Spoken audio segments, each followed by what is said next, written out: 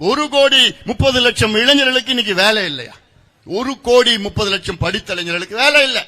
ஆனா திமுக ஆட்சி வருவதற்கு முன்பு என்ன சொன்னாங்க?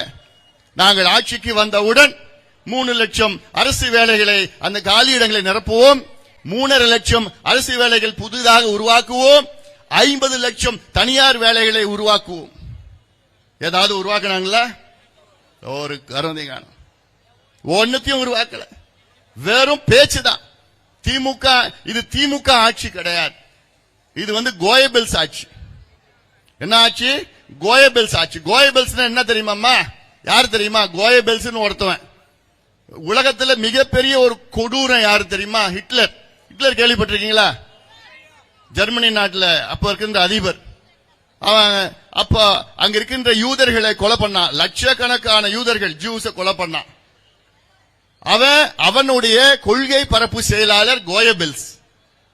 ஹிட்லருடைய கொள்கை பரப்பு செயலாளர் கோயபிள்ஸ். அந்த கோயபிள்ஸ் என்ன பண்ணுவானா, ஒரு பொய்ய ஒரு வாட்டி சொல்லுவான், 2 முறை சொல்லுவான், 3 முறை, 4 முறை, 5, 6, 10 முறை சொன்னானா மக்கள் அந்த பொய்ய உண்மையா நினைச்சுப்பாங்க.